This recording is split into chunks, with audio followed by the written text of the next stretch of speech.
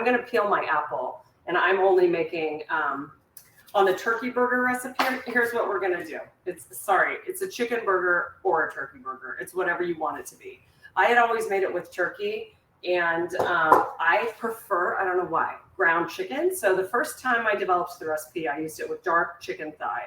Yesterday I went to the store and they didn't have any chicken ground and they didn't have any turkey except white meat. So this is going to be super lean and probably fall apart on me.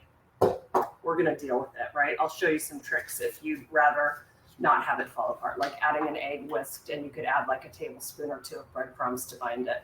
But I'm not going to even do that. So I'm going to peel my apple. I'm only doing a pound of meat, so my ingredients are cut in half. But the first thing we're going to want to do on this recipe is saute the apples and onions and celery together, because once those are cooked, we're going to add them to the mixture, but they need to cool down before you can add them. Cape Cod, you guys, we're all over the place. I love it.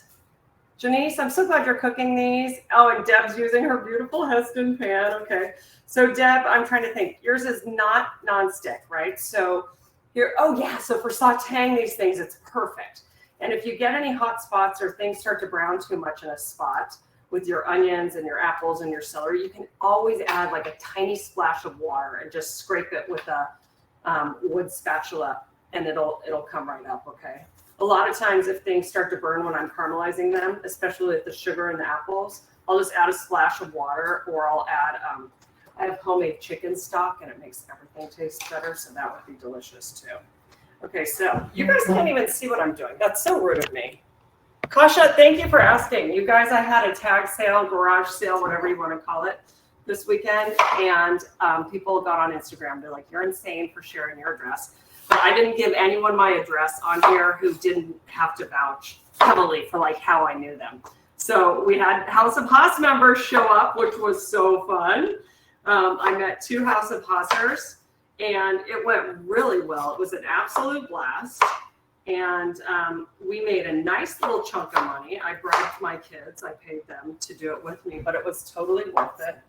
And we just had a really good time together. So it was very enjoyable. Thank you. And it's just so nice to clean out my house of things that I don't need. I just got new knives because we're giving them away. And so they sent me some to show me how great they are, so I can show you what you can win. And I mean, come on. I just literally, I did not sell knives this weekend. I was like, I'll draw the line there. I don't want any psychos showing up at my house and I'm like offering them knives. Like, no joke, right? So I did not sell any knives this weekend. I'll probably sell those online instead, but I have too many. I have double the amount of knives I need. Hi, Michael. You joined us late. We see you. Okay, so we're just starting with the turkey burgers, chicken burgers, whatever we want to call them, burgers. And I'm terrible about reading my own recipes because I've made these so many times at Just Cook, right? But I want you guys to read it. And let me call out anything that looks difficult. Just going to add the olive oil, onions, diced apples, and celery with a pinch of salt, as always. Cook, stirring frequently until the onion and apples are barely soft, about 5 to 8 minutes. The apples will be softer, but we just want them to be soft so that when you bite into the turkey burger, you don't have like crunchy stuff. They should all be easy to eat. If I don't have avocado oil, can I use olive oil? Absolutely. Did I call only for avocado here? Yeah, olive or avocado. I just like something neutral here because you want to taste all of the ingredients in the turkey burger, right? Then we're going to combine the turkey with all of that yummy mixed goodness and the herbs, the salt and pepper. And for the herbs, we've got some fennel seeds and some chopped Italian parsley. So I'll chop that as I saute these things. So I don't even think I'll have to move the camera much. Let me just kind of mosey it on over. I'm going to watch this. I'm going to put them into the pan cold. Guess what? Not the end of the world at all. I'm just going to heat them up. I'm going to add my oil right now. Let me make sure you can see this. Yeah, you guys can still see me. I'm going to show you the finished product, I promise, okay? So let's do that. And then let's add the oil. I'm going to add a touch of salt right now, too. And then Guys, I ran out of kosher salt, and they're not selling it at the grocery store right now. I have to order it online. That's like the second time in my life that's ever happened. But I have sea salt, like a fine sea salt, and it's a lot saltier than regular kosher. So I'm having to use a little less than I normally do. Okay, so that's gonna start cooking. And while that does, I can just do this, right? That's over like a medium heat. Good. I'm gonna show you, I've got my ground turkey, right? This is just so incredibly lean.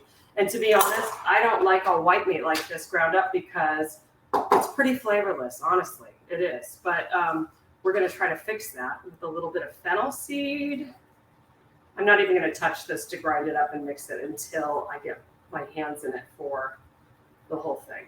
I've got about a teaspoon of salt here too, okay? And then let's chop our parsley and add our lemon zest. So you will notice, excuse me, let me find my zester, my microplate, another thing I use all the time.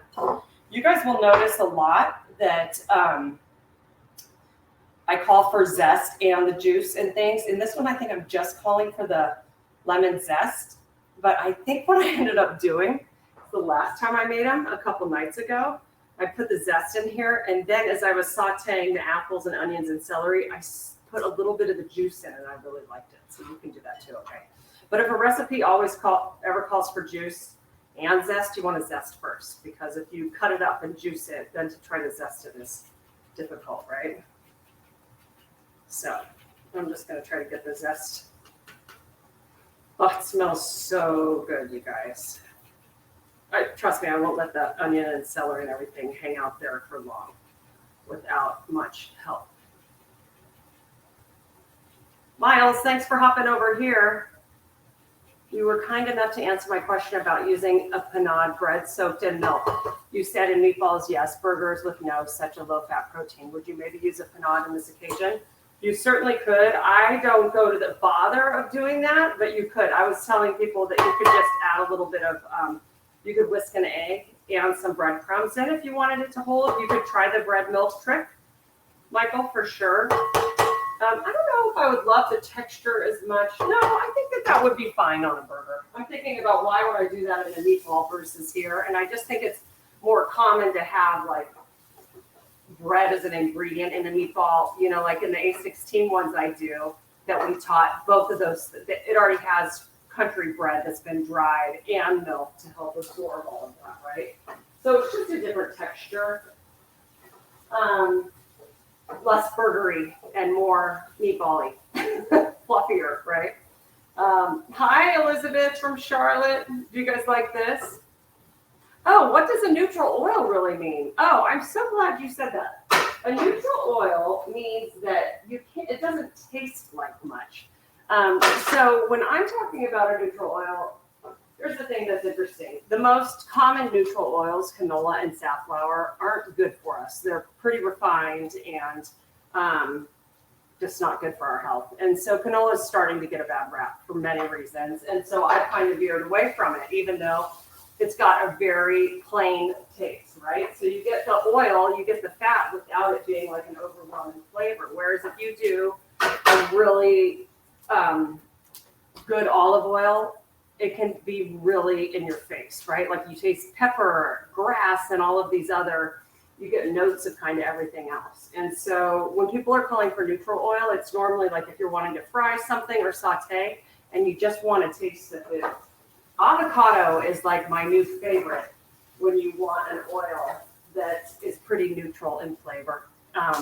It's got tons of great health benefits, a pretty high smoke point, which means that you don't burn the health benefits out of it. I can't remember what its smoke point is, somewhere around 400, which means once it gets to 400 degrees, you kind of start to burn out some of the health properties. Olive oil is the same.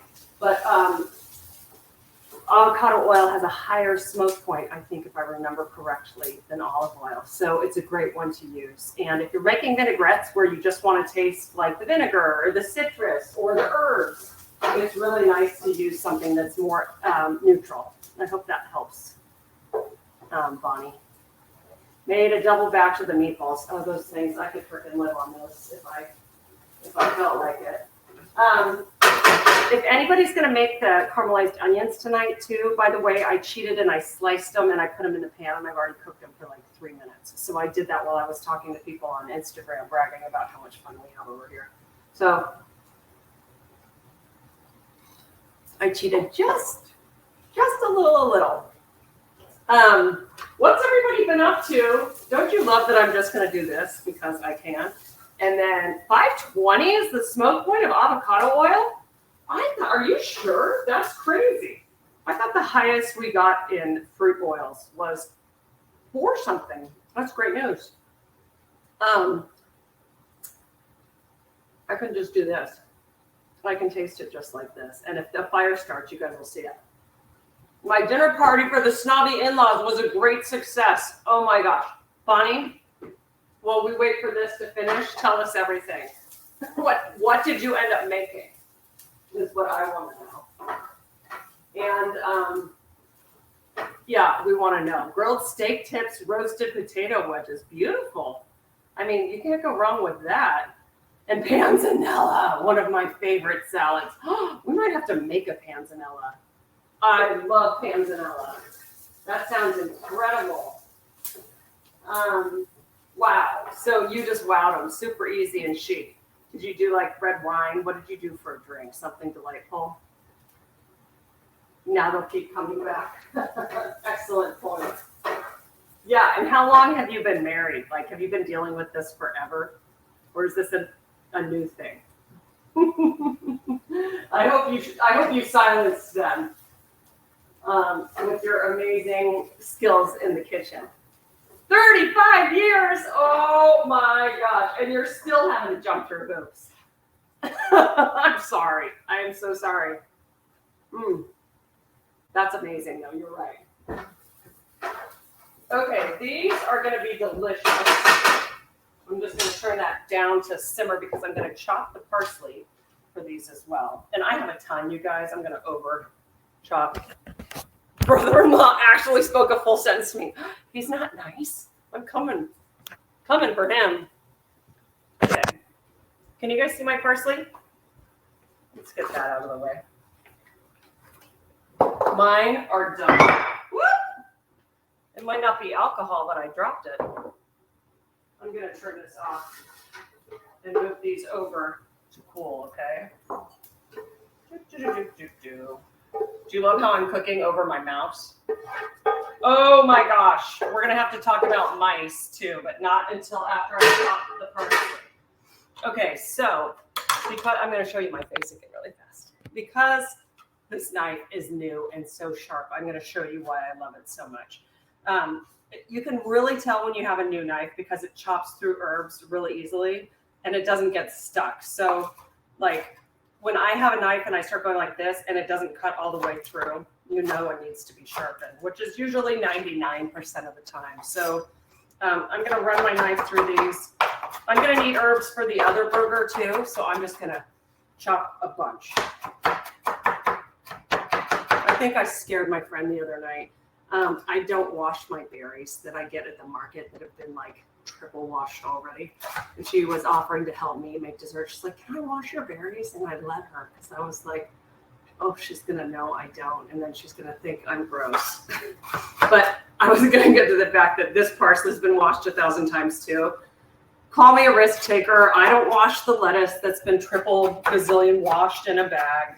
Of course, I wash the ones that, you know, are actual whole heads of lettuce. Brother-in-law actually spoke a full sentence. That is so hilarious, but not, you know. What's his beef? We're coming for him. Pun intended. So we'll just chop, chop, chop. I can't wait to launch my new little reels for you guys of cooking basics like how to chop an onion, how to hold a knife. We're going to launch next week, I think. And hopefully they'll be on Instagram and Facebook and maybe even YouTube and freaking TikTok. Like your drink, I made a faux margarita with fresh lemons, lime, simple syrup. Oh, yum. Oh, cute for the hummingbirds, salt and ice. That sounds amazing. Did you blend it, Edie, or did you just shake it? Okay. Can you guys tell I love herbs? But even this parsley, fresh parsley, adds so much flavor. And we're going to use it in the beef burger. We're going to use it in the turkey burger. I cut too much, but that's okay. So I'm just going to put, oh, you shook it. That's awesome. She dumped 2 mice in front of my bedroom door.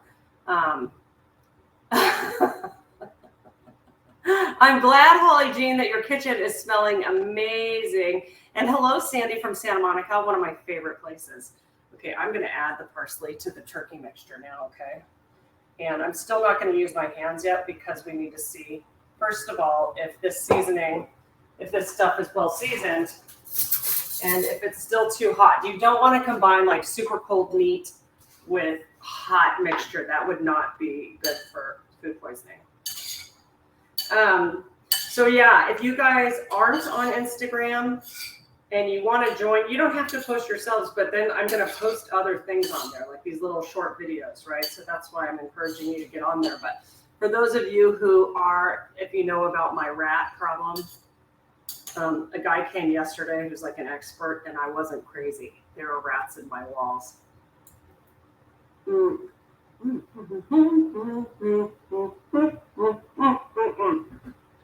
Why am I not freaking out?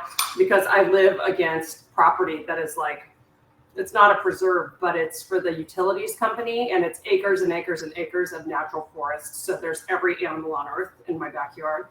And so it's not surprising, right? And so the whole neighborhood has problems with usually little field mice, but now I heard that like super aggressive, and I've never heard it in my family room before. And then it's a fun Instagram video I did, of the rats. And then I heard them in my bedroom wall like 2 nights later, and I had nightmares all night that they crawled in under. It's like the Nutcracker, right? They come to life. And my friend, he had found 2 rats in this closet out back where I keep all my Traeger stuff, and that's enough to just freak me out. And so, and that backs up to my bedroom wall. And so the guy came yesterday and was like, yep, they got in here, they got in there. So he's coming, he can only come back Sunday. And I was like, yeah, you can come Sunday. I'll wait around for you. And so he is. So we're going to get rid of them. But he guaranteed me that they cannot get in through my vents and get into my house. So yeah, my neighborhood in Boston had a big rat problem during COVID. Oh my gosh. The onions and sauteed veggies. Yeah, you're right. I was doing them. Oh, right. So you guys, 2 nights ago on Instagram, thanks for reminding me, Michael. I was having friends over for dinner, and I decided to make both of these burgers to make sure that they were going to be good for you all. And so I gave myself 60 minutes to cook, because people are like, how do you have people over and not freak out? And first of all, I was like, I just refuse to freak out. I refuse to freak out and make it perfect. And somebody's like, do you set your table in advance? I was like, oh my God, I don't even own a tablecloth right now that would look cute on my table. But on here, I gave myself 60 minutes, and I made both of these burgers. I got the mixture done for each. And then I put them on the grill that night. And then I made a corn salad with pesto and tomatoes and fresh mozzarella. The pesto was store-bought. Super simple, super delicious. I bought fancy potato chips to go with it. The kids loved it. For dessert, all I did was buy fresh berries and nectarines. I sliced up the nectarines, added them with the berries, and then I made homemade whipped cream in the KitchenAid mixer with just a little bit of confectioner sugar and a dash of vanilla. And it was like, everybody was just eating whipped cream. It was so fun to have homemade whipped cream. It was like, whoa, it wasn't that big of a deal, right? So it was one of those like showstoppers. So maybe we should make whipped cream in dessert class here. Okay, I'm going to put this in here now. It's cool enough. And then I'm going to wash my hands. And I don't have any rubber gloves right now. If you guys are ever serving other people, it's always a great idea if you have rubber gloves to use that when you're working with raw meat. Hi, Chrissy. How are you? Yeah, so I forget to buy them sometimes, rubber gloves, but they're always a good idea. let me just get this out of the way. I'm going to do, yeah, I'm just going to like that. Put it all in one place. Okay. I totally forgot that one of my sons is home. I'm just like talking to you all, forgetting that he'll be right back. Okay, so I'm going to use clean hands. Again, if you are working with really lean meat, which if you bought chicken breast or turkey breast, it's going to be super lean. You guys can certainly add a whisked egg, or you can add an egg and some breadcrumbs, and it'll help it. Also, this mixture does better when it chills for a little bit, so I like to shape them into patties and then let it chill, which I'll do right now. I could even throw them in the freezer, actually, couldn't I? All I'm looking to do is make sure that the ingredients are well combined, because I have the salt in there, I have the fennel seed, and you just want to make sure you're getting all these bits of flavor in every bite, right? Okay, so I'm going to divide this into 4 burgers. It could be 3 big burgers or 4 4-ounce burgers, since I'm only working with a pound. And let me show you how I'm going to shape these. Hold on one sec. Let me get this out of the way.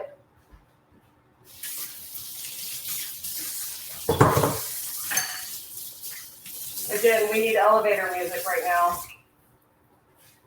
Do the do. That's Jeopardy. What am I talking about?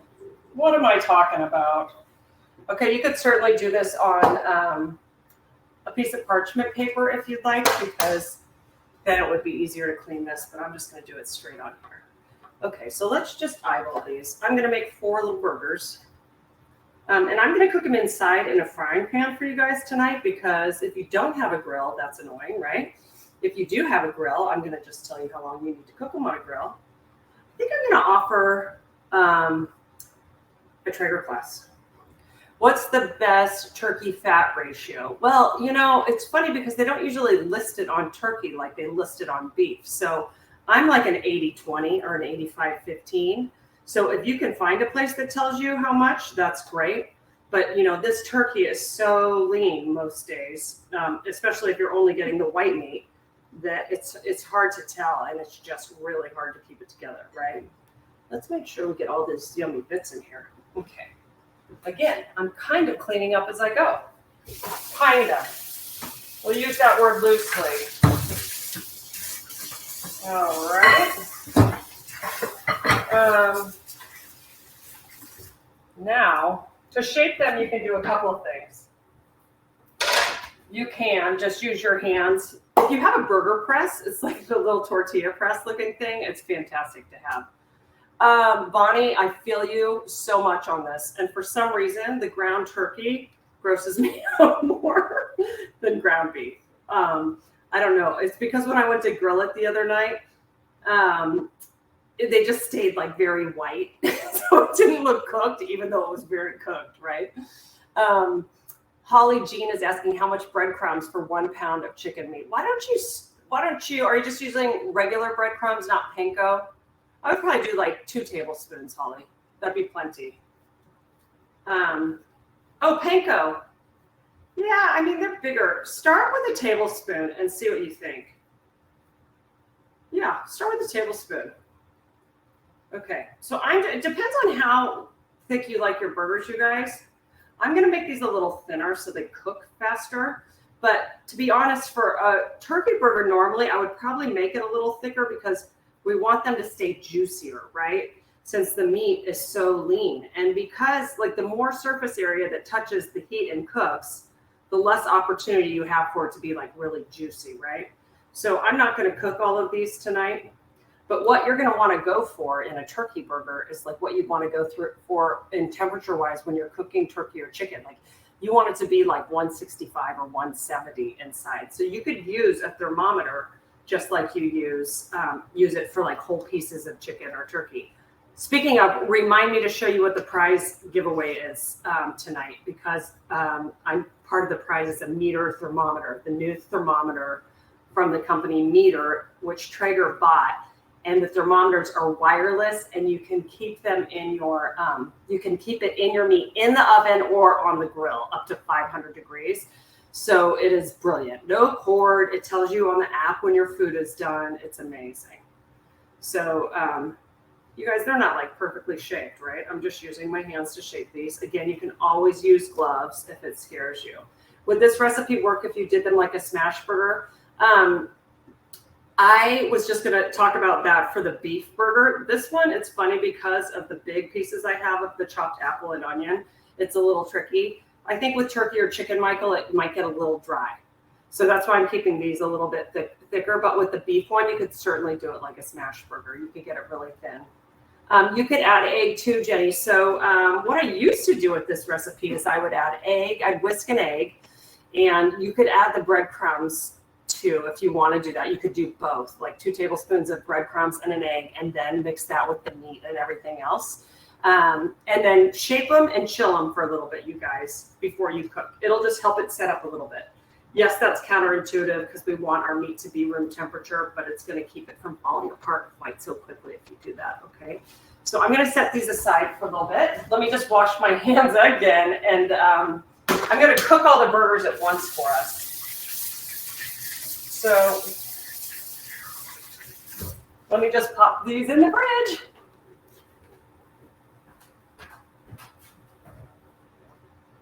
Okay.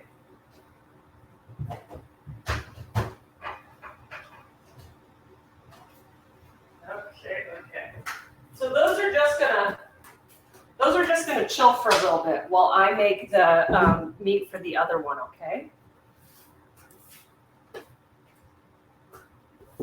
All right. Let's do that. Just clean up my station a little bit. Is everybody doing okay so far? So if you're grilling, you can turn on your grill. I don't know how long yours takes to get hot. We're probably going to cook both of these in about 30 minutes, is my guess. Maybe even a little later because we might be just chatting. You can absolutely freeze the uncooked, Kasha. I'm so glad you asked that.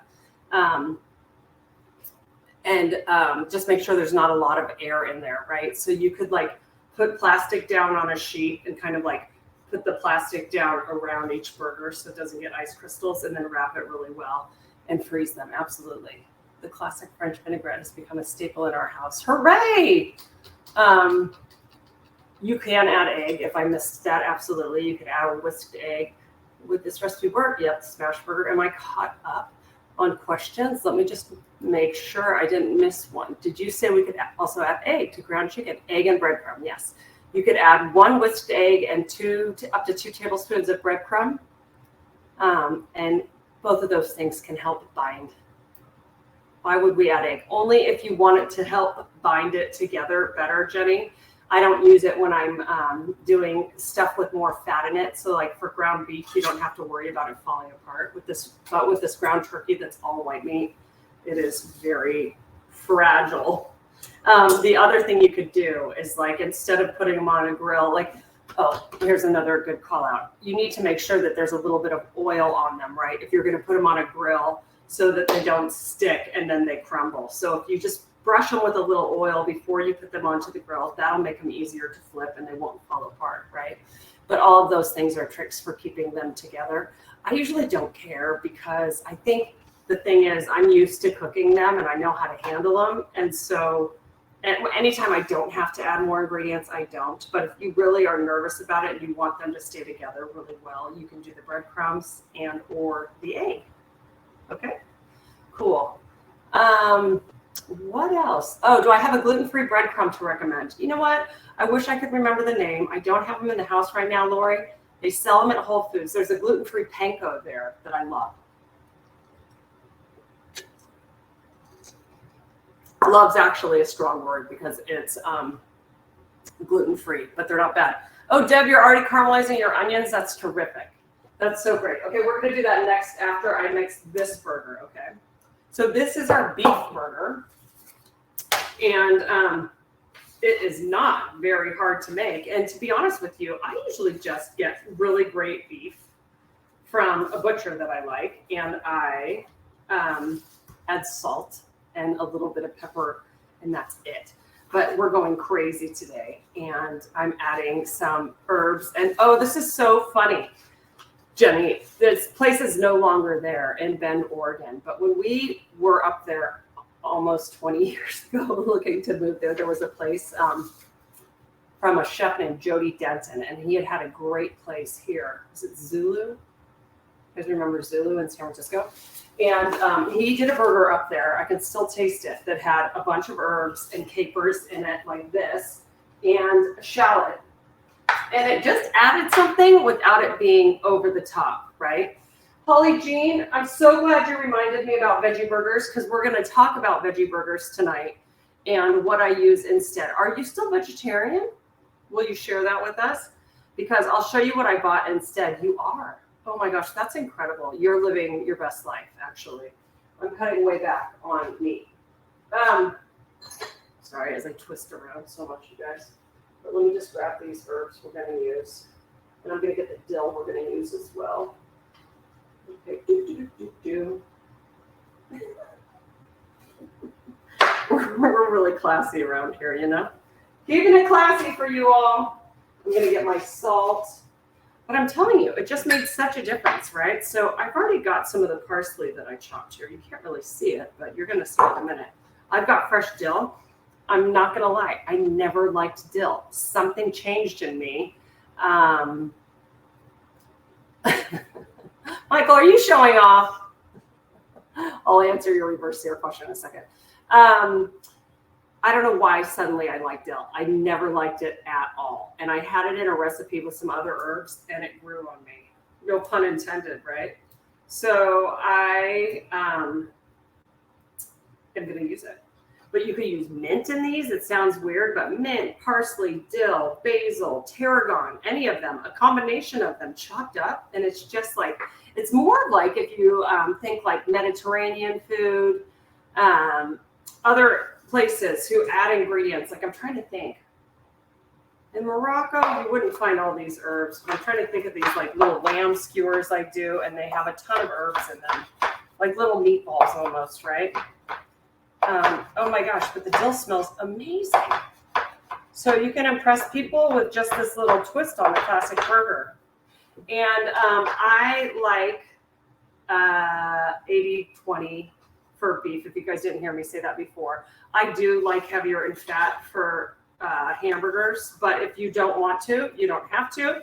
And grass-fed beef is naturally a lot leaner. So it cooks faster than traditional beef that's been fed grains here in America. So just keep that in mind. And so more than anything too, you're looking for an internal temperature on your burger when you're cooking it to make sure that it's at the right temperature. So when people are like, how long does it take to cook a burger? It depends on a gazillion things. And I say, don't think about time. You have to take in temperature first, because if you're cooking on a grill and you don't know the temp of it, it could be 600 degrees. It could be 400 degrees. Like on a Traeger, I set mine to 400 or 450. If you're on the cooktop, you have no idea if it's 350, 400, unless you have one of those little temperature guns where you can read the temperature, right? I'm going to chop my capers now. So you guys, I think it calls for 2 tablespoons of capers. I just have 1 since I'm doing a half batch of this as well. I'm going to chop them finely.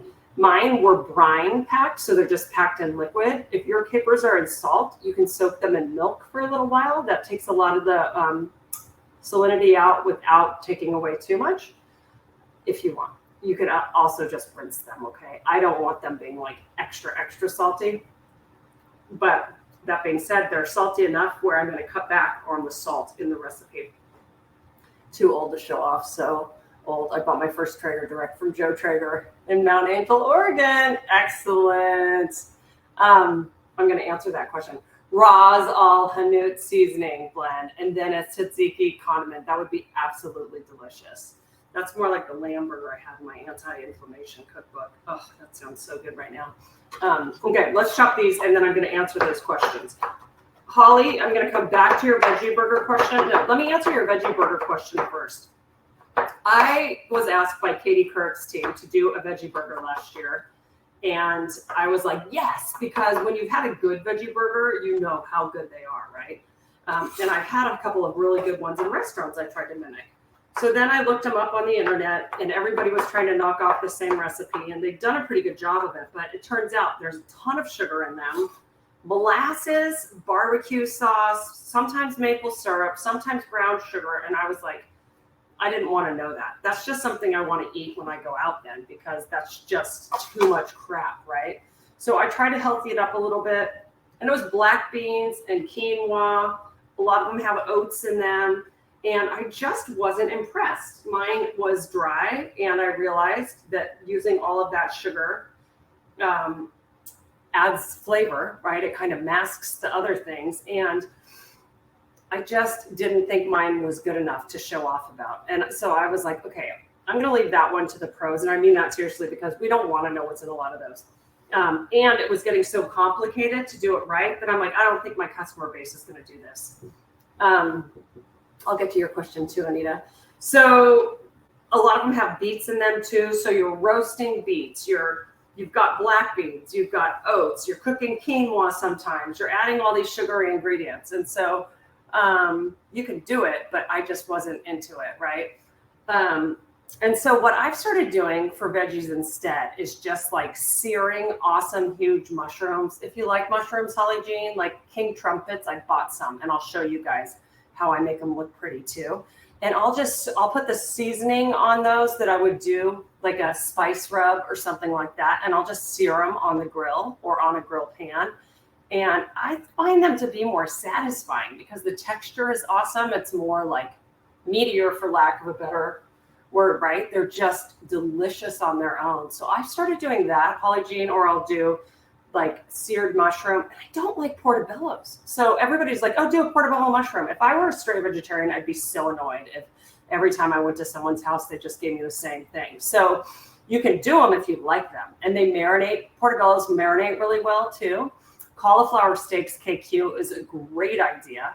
But with cauliflower, you would have to, if you want to get them to like not be raw, but you want them thick enough, right? You would have to boil the cauliflower. You have to blanch the whole cauliflower in water for probably like 10 minutes first, and then take it out and slice it into pieces that are like burger thick, right? And then finish it off on the grill or in a grill pan. So it finishes cooking and it wouldn't be too raw in the middle. Let me show you guys the mushrooms now I'm talking about before we finish the beef burger.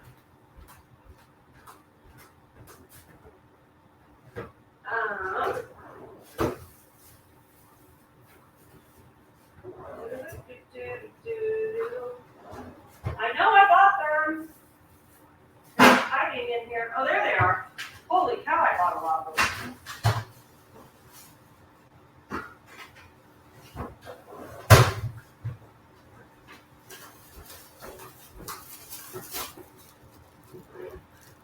Tomorrow is my son's birthday, you guys, and I'm just remembering. Oh, well, he's spending his birthday with friends because he shares a birthday with our other friend's daughter. They were born on the same day in the same hospital, so they're getting together. But I'm just remembering I have a lot of cooking to do this weekend for him because he always wants like very specific things for his birthday. So guys, these are trumpet mushrooms, sometimes called king trumpets, and sometimes they come in little duos or trios. Aren't they so cute, right? But these to me have the best flippin' texture when you're trying to replace meat. They are meaty and delicious. Cauliflower curry, so good. So here's what I do with these. You can do a couple things, but I just cut the bottoms off. Because they're the same texture all the way through, you can really use most of this mushroom. So I just trim off the bottom like that, okay? Do you guys like now how I basically sit and cook? I feel like I haven't done this since I was pregnant, which was a very long time ago, but it's fun because I fit in the camera this way. Okay, I'm gonna cut the bottoms off these. So you can cut them a couple different ways. When I'm sauteing them, I cut them on the bias, right? So that they're smaller, but they look fancy. But what you can do if you are serving them on a burger or as a burger is cut them the long lengthwise, and they'll be super impressive, right? And so what other people like to do, which is just like the fanciest thing of all time, is score them like so. I'm gonna do like so. Hold on one second. Let's just get a bowl for my garbage. Oh wait, that's not my garbage. Those are the good ones. Those are just the stems I don't want. So let me get another knife. So what you can do, you guys, if you want to look like a badass chef, let me get a better piece of this. You need it to be flat on both sides to pull this off. I haven't done this before. I mean, I've done it with other foods, but you can score it like this. This is what Michael Mina does in his restaurants, and it looks so amazing. So you do these little crosshatch marks so it looks like it's got sear marks on it, like a steak. I mean, can you even handle the cuteness? Can you see it? Come on. So when you grill, first of all, the flavors get in there, right? Which is really brilliant, but it just looks sexy. Looks very grown up. Would you agree? So you can do that. But these grill so beautifully.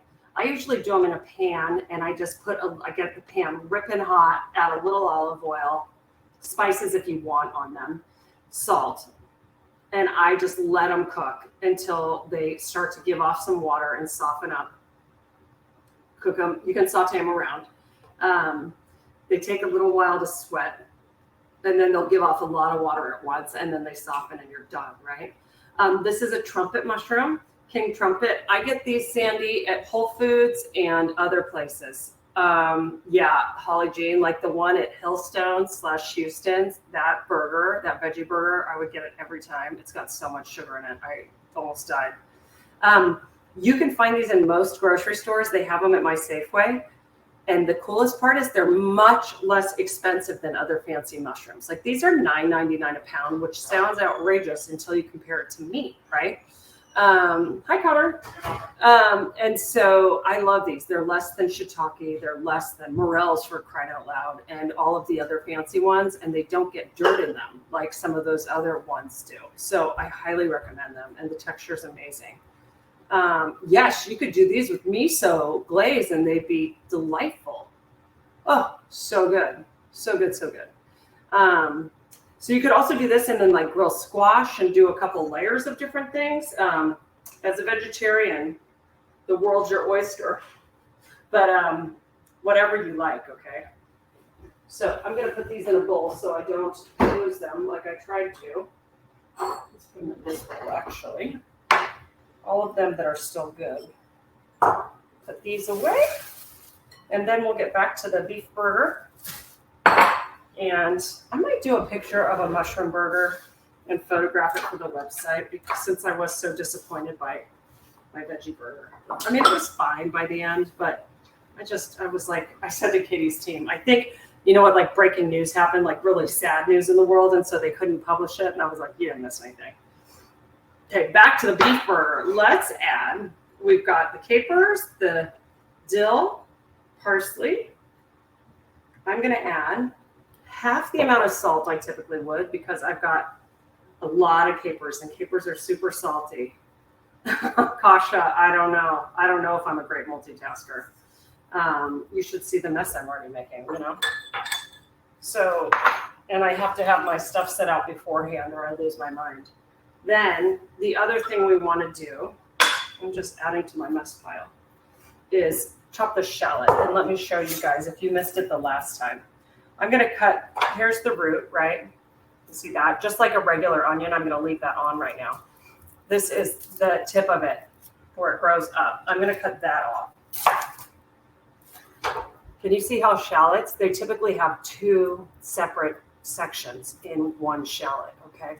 So sometimes recipes will call for a half a shallot, and you're like, what do you mean half a shallot? Do you mean half of one of those, or do you mean one half of the entire thing? So when I write recipes, I like to call for a specific amount chopped so people aren't thoroughly confused, right? Michael, to answer your question about can you reverse sear a burger on a Traeger, you absolutely can. For those of you who don't have a Traeger grill or aren't familiar with wood pellet grills, this whole craze of reverse searing became popular because the grills didn't get hot enough to sear.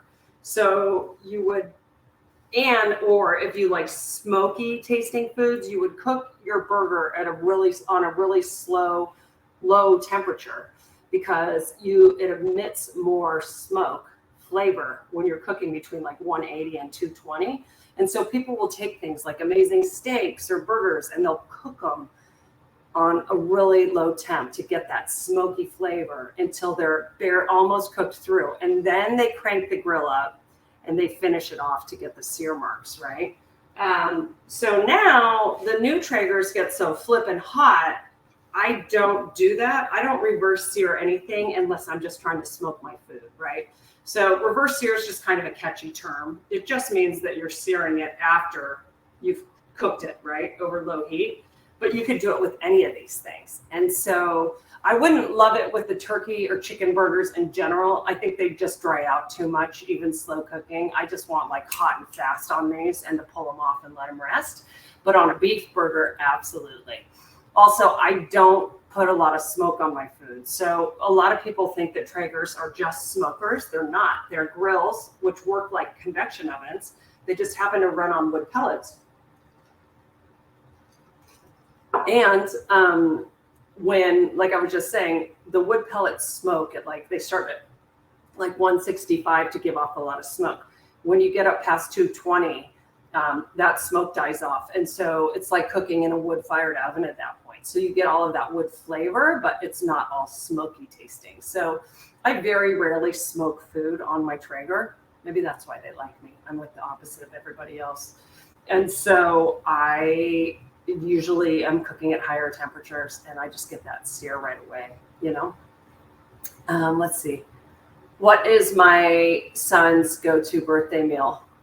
I'm going to guess right now, and then let's see what he says. He usually has me make him ribs on the grill, mac and cheese on the grill. I finish it on the grill. It's delicious.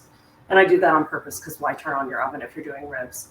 And then an apple pie or a double layer cake of lemon cake with lemon curd and frosting. But this year we've compromised because he loves cheesecake. And so I'm making him a classic cheesecake, but with like sauteed caramely apples on the top of it. So it's like an apple pie cheesecake. I'm not a pie person, and so I'm super excited about that. Yeah, he's lucky. He's lucky on his birthday, and I got him a really cool birthday present. So, okay, I'm still talking, and I haven't shown you guys the shallot. Okay, can you see how it's two pieces? Ta-da! Cool, right? They're almost flat, so but because they're smaller, you want to make sure you don't cut yourself. And so this one's stable, but if it were rolling around, if you only had a round inside, you'd want to cut part of it off to make it stable. So I'm just trying to mince this because it's not going to get any cooking before it goes into the meat mixture. So I want it to be so tiny that it'll cook while the burger's grilling. And if you wanted to do this one, Michael, like a smash burger, you certainly could. Really thin. Tiny, tiny.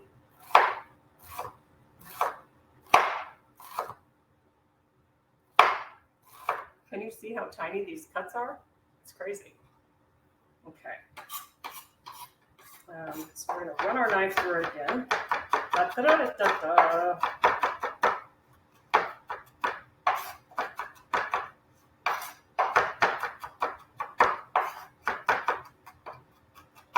Oh my gosh, so great. What's our next class? Oh my gosh, next class, a week from Saturday, we're doing the no-cook recipes, you guys. That class is such a game changer because I literally don't have to turn on the stove or the grill once if you don't want to, okay? It's so fun. Okay, those are the cutest diced shallots I've ever made. Minced shallots, I should say, I've ever done in my life. They are so itty-bitty. Awesome. Let's just put that whole thing in there. And these are probably, I'm not going to make all of these tonight because I'm not going to make 8 or 12 burgers tonight, but they're going to this mixture is going to sit in the fridge tonight. God, this would be an awesome meatball. And just soak up all these flavors. They're going to really meld and come together. Again, feel free to use gloves if you prefer, or have somebody else do this if you're not a fan of this, okay? There's no shame in that game. Let me rinse my hands so I can shape those for us. Okay.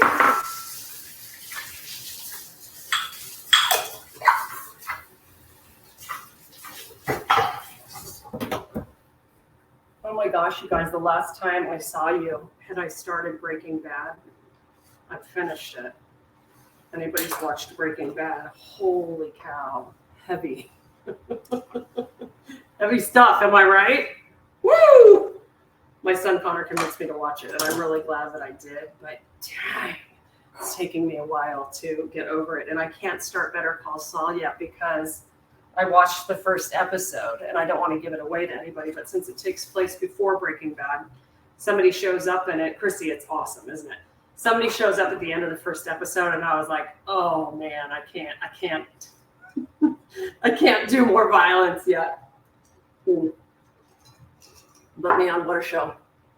My kids were so disappointed that we actually cooked dinner for them and buddies and did not take them to McDonald's like their friends. You know what? That was absolutely my experience growing up too.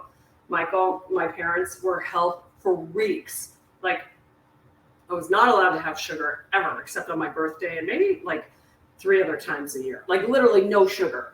And we just did not. We ate like weirdos. And we always had the sad sandwiches with the whole wheat bread that was super dry. I can still smell it.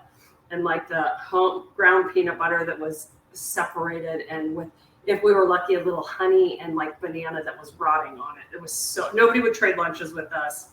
And but I would like it when my parents would cook because they would let me have steak on my birthday, and I thought that was such a big deal. We did not eat red meat, much of any red meat either, so that was always a big deal for me. Okay, I've got my burger mixture. Let's put these onto another something rather. Oh, you know what I'm going to do? I'm going to put it on here. And just like the same tray, sorry, for my others, and I'm going to make 4 4-ounce burgers too. My kids are going to get to choose which they want tonight. Lucky ducks. Totally my house growing up too. Whole wheat bread, healthy cereals. Oh yeah, we were grape nuts. Oh my gosh, I wish my friend Jody was on here. She's on Instagram, and we've known each other since first grade. And we slept over at each other's houses a lot, and she actually got used to eating grape nuts at my house and liked them. Okay, so here's like a nice little juicy burger, you guys. That's probably more like 6 to 8 minutes if you like medium rare to cook. If you're doing like medium high heat, whether you're on your grill or you're inside. But if you want to do it like Michael was talking about, like more of a smash burger where it's really thin, better than the Wonder Bread. You know what? Yeah, I know. But like my friend Allison, I was allowed to go to her house and sneak Wonder Bread, American cheese, and bologna. Oh my God, bologna. I love those sandwiches so much. Okay, you could use like a pan or you know what you could use? Look at that. Dang. Now, if I were being smart and I did that smash burger, I would have done it on plastic wrap or wax paper so it's easy to lift off. I'm going to use a spatula and I'll cook that one in the pan for you guys, okay? The others I'm going to leave a little thicker.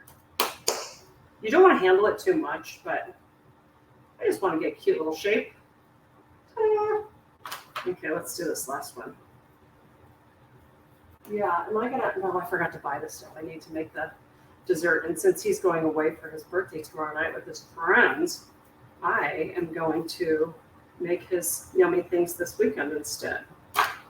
I'll even make the cheesecake on the grill, which is pretty cool. I'll have to do that on Instagram this weekend. Okay, let me get these out of the way. Wash my hands again.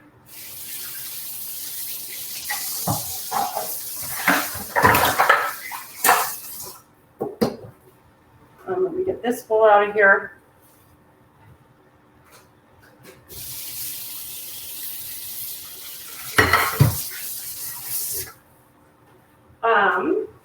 Okay. So, how are we on time? Let me guess. Oh my gosh, I was literally going to be like, let me guess, 6 o'clock. So say, do we want a 5-minute break? Do you ever put the thumbprint in the center so they don't shrink? Chris, I love that trick. Absolutely, you can do that. So if you're cooking a thick burger, you guys, and you put your fingerprint in the middle, it'll flatten it out in the middle more. And it actually will help because it's harder to cook the inside in the center, right? It won't cook as quickly. So it actually kind of like evens out the cooking. Chris, that's a great call out. I absolutely do that if I'm making a thick burger. What other questions do we have? We can take a couple minutes before we move into the not so secret sauce and the caramelized onions. Anything else? No other questions? Let's see. I got Jenny's question. I'll delete it now because we answered it. Do you ever, okay, that was that. Any other questions? I want to give you guys a chance to either get caught up on cooking or ask me other questions before we move on to the smaller things. And then I'll finish by grilling the burgers. This might be a little bit of a shorter class tonight, which is not a bad thing. I do my burgers at 400 on my Traeger. And unless, like Michael was talking about, you want to do the reverse sear thing. So you can cook them over a really low temp, like 200, 220, and get them smoky. But the internal temp we're going for, you guys, which is your best predictor over time, is 130 if you want rare, medium rare, 125 if you want rare, 130, 135 if you want medium rare, okay? And you have to remember that if you take your food, first of all, the one thing you don't ever want to do to see if a burger's done is cut into it. All the juice comes out and it dries out. And so how do you know when your burger's done? You can use an instant read thermometer, which is the best way. You're only putting a little tiny hole in it and not everything's going to come leaking out. But you want to pull them off the grill or out of your pan about 5 degrees earlier than their cook time because they're going to sit for a little bit and distribute the juices, and that's going to raise the cook temperature on them, okay? So we always want to be looking at internal temp over time. You can kind of approximate it, but you know what? People's grills are at so many different temperatures, and since most ovens still don't show like the actual degree you're cooking at, it's just low, medium, high. Your guess is as good as mine, right?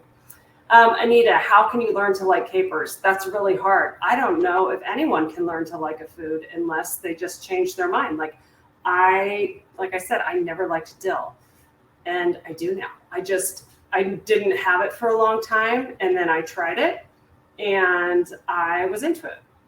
But if you don't like capers, leave them out. And I'm trying to think. Hiya, do you need in here? I need some scissors. Okay. And so I'm just trying to think of things you could use that are salty to replace capers in a recipe. You probably don't want to know. Oh, fried capers are awesome. That's actually a great suggestion because who doesn't like fried food? But yeah, is it a textural thing, I wonder, about capers, Anita, that you don't like? Because if you fry them, that might change your mind because they get crunchy. They're so delicious that way. But a lot of times capers are used to create that salty depth of flavor in sauces and foods like anchovies are. So I don't know what you think about anchovies, but they dissolve into your sauces and they're so flipping good. How about, does anybody want to stop and get a, refresh their drink, stretch their legs? I'm going to just refresh my little seed lip drink, the garden flavor that I think is delightful, and get some more ice in it. I'm going to use the rest of the lemon to put into my drink. We'll try to fry the capers. Let me know if you do that. I'm dying to know what you think. Oh, let me get the instant read thermometer. Let me show you guys what the prizes are, okay? So let's take a couple minutes. I'll show you my cookbooks too. Kasha, which to start with. You guys, I'm so excited about my new book. I mean, I have to write it, but no, Angie, I haven't tried that. Holy cow, I'll have to try that. Okay. You bought ketchup on your spaghetti. Thankfully, moved on. I have 5 kids, cannot remember who likes tomatoes, mushrooms, etc. Who hates them. That's hilarious. Okay, let me get the meter thermometer. I'm going to show you guys, and I'll be right back.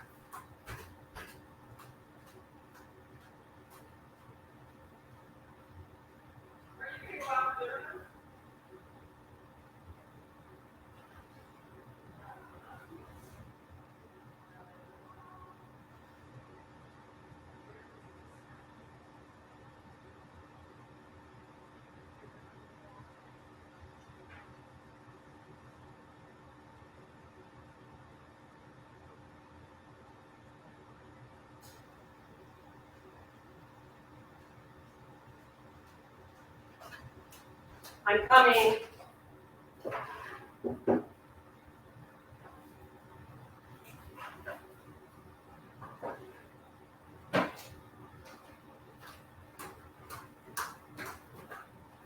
I'm back. I need to find my spatula that you can win because it is just so stellar. It's hilarious. Oh, you know what? I love those flavored balsamics too. I was gifted one and it was absolutely delicious. Okay, let me see. Where is that spatula, darn it? Where can I have to put it? There's one more place I can look. No? Gosh darn it. I'll show you on my phone. How's that? Okay, you guys. It's prize time. Ooh, elderflower. I love elderflower liqueur, actually. Or I should say. Saint Germain. Yum. Okay, you guys. Small things first. Traeger. Not everyone has a Traeger grill. Not everybody grills. But they have amazing grill rubs. And let's not call them grill rubs. Cooking rubs, spice blends. Okay, you can use them indoors or out. So you get to choose an assortment of these. They've got them for pork, chicken, fish, vegetables, so many good ones. Amazing flavors of barbecue sauces. Yay! They've got a new one called Show Me the Honey that I love, and another one called Liquid Gold, which is kind of like honey mustard. That's absolutely delicious. And then this, my friends, is a meter thermometer. So this is what it looks like, okay? And let me get my phone so I can show you the app. It is so cool. I think these are $100. Yeah, I think they're $100, which is actually an amazing price because my favorite instant read thermometer, the ThermaPen, which you can't put in an oven, is also $100, but there's no app that goes without.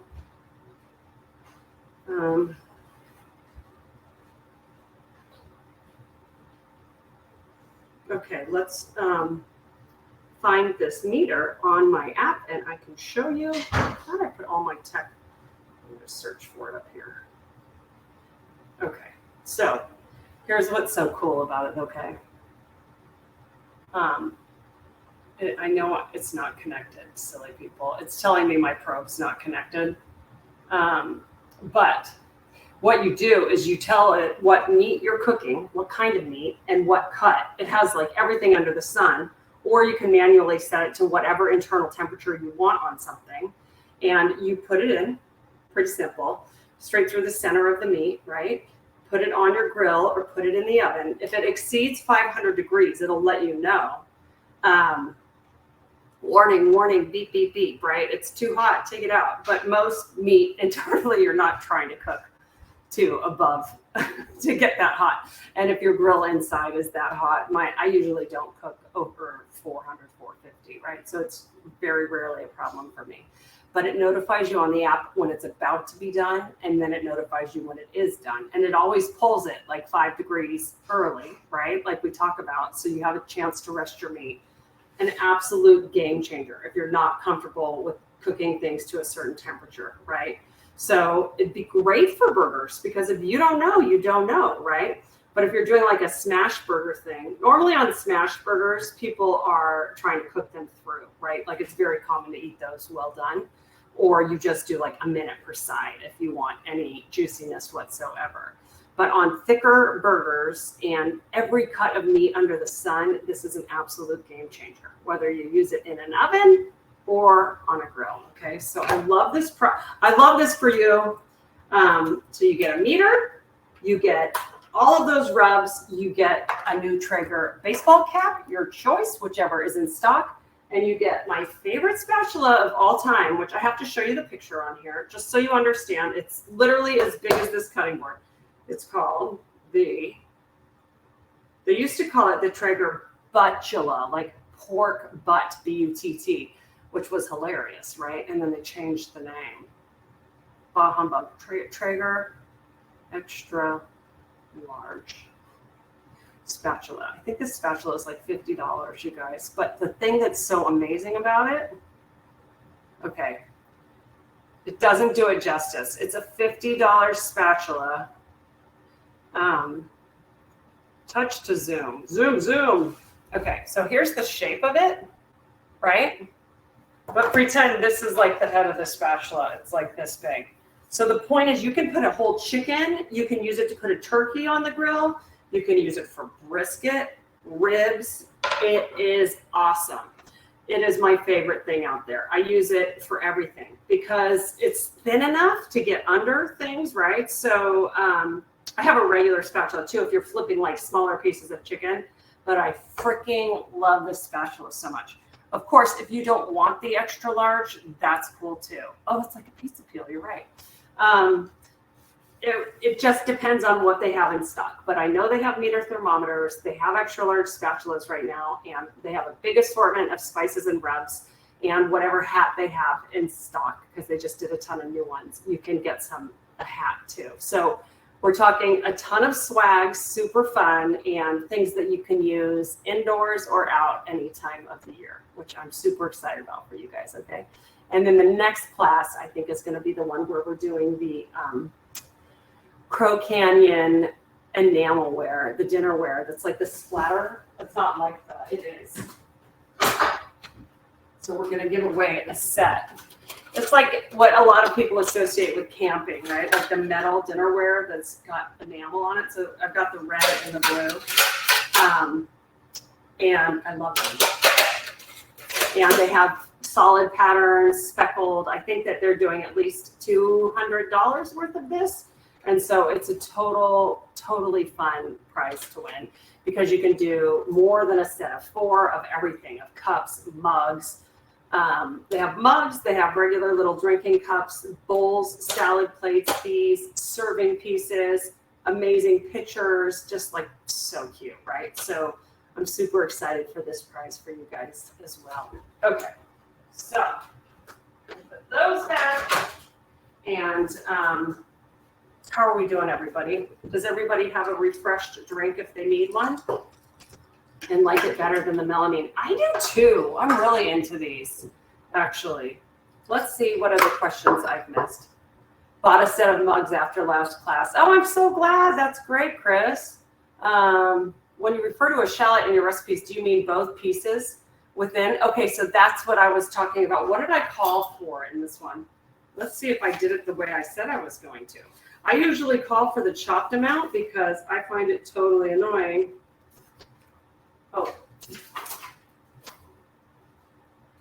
Okay, so here's what I did. It totally depends on the size of the shallot, but what I do is I call for how much I use minced because a shallot, like I say, 1 medium shallot minced. For me, a shallot is that whole shallot you just saw with the 2 halves.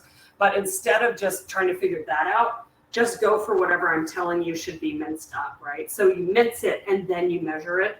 And that's a better way to understand. It's a much more accurate way of measuring because it's like when people say 1 yellow onion chopped or diced, a yellow onion can literally be this big or this big. So I always like to put a measurement of the finished product with whatever ingredients. So I would say like 1 medium yellow onion, and then I'd probably say about 1 cup diced, right? So you're like, oh, Amanda means like I just need about a cup of diced onion, not 1 onion. Does that help? I hope.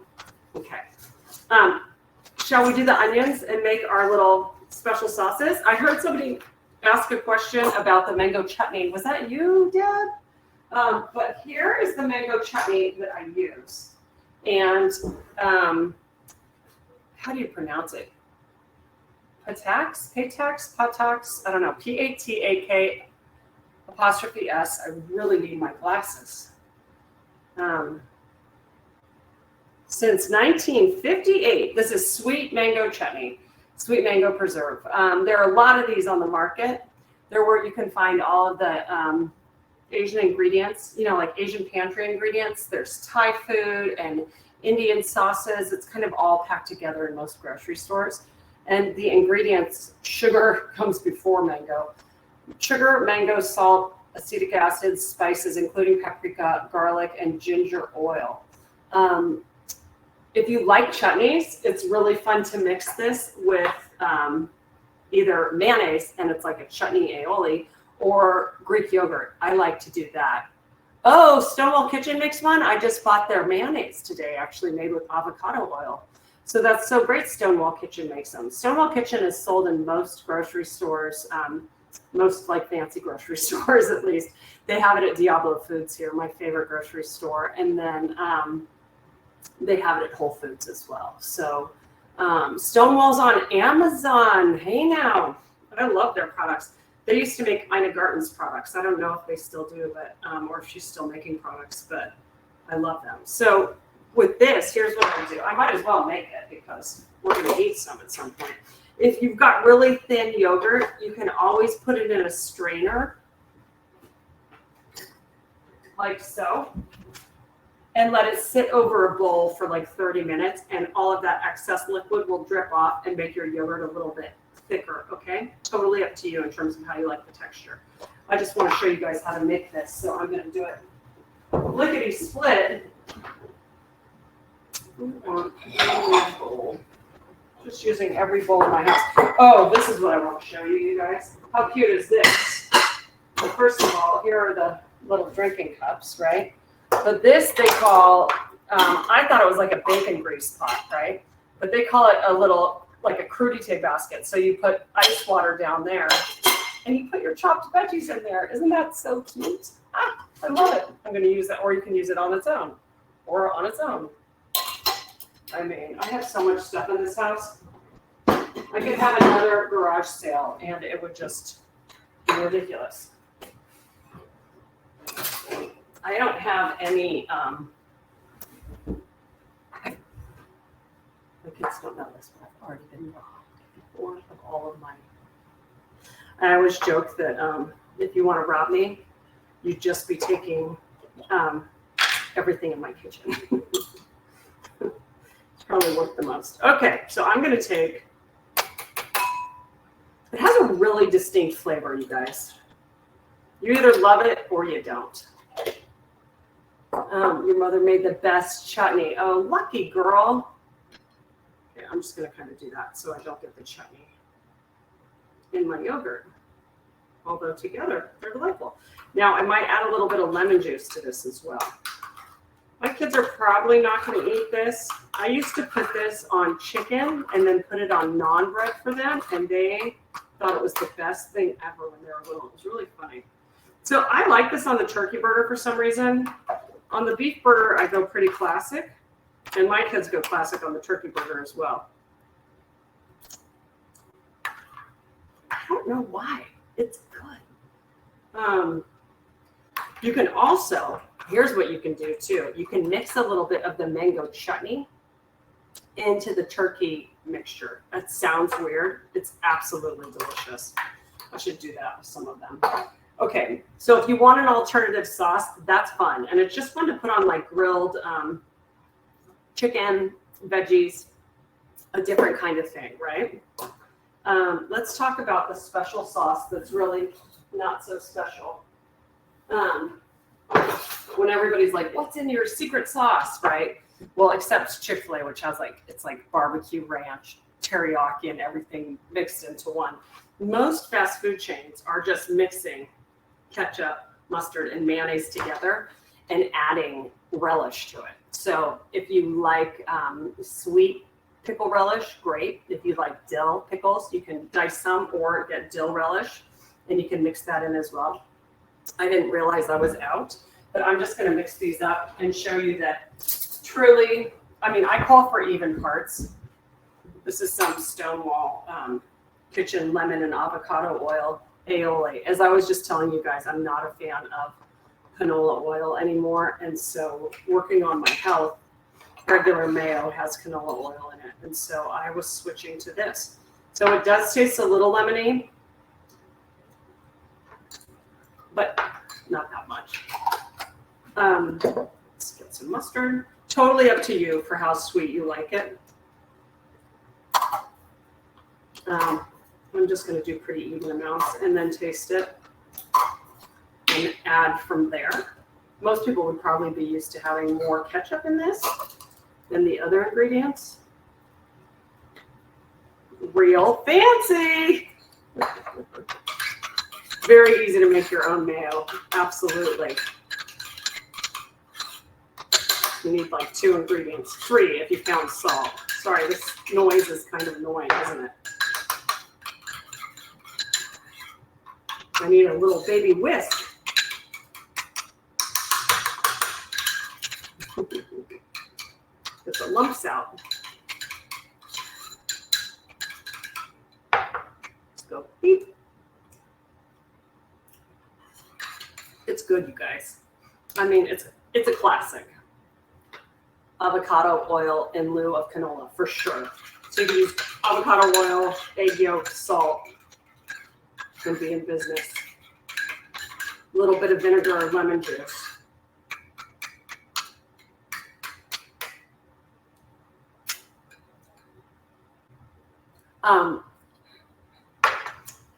Delightful. Totally fun to put on your burger. Then the other things you like on it, of course, on either of these, you could do sliced red onion, you could do tomatoes. I've got a bunch of fresh lettuce back there, right? So it's really whatever you like. Cheese. If I were going to put cheese on the turkey burger, though, I don't think I'd do cheddar. I think I would do more like provolone or Havarti, something like that. Yeah, Chrissy, it's like In-N-Out sauce, right? I mean, I don't think they want to tell us that. Theirs might have a little Worcestershire in it as well, but isn't that funny? Was in the Indianapolis airport the other day going through the checkpoint. My mom's hip going through the container of Chick-fil-A sauce. Oh. Now they sell it like everywhere, but that's just a bummer. That's mean. That is mean. Made her throw it out like they're going to do something with it. It's just like I tell my kids when we fly. I use whole milk Greek yogurt, Jenny, but you can use 2% for sure.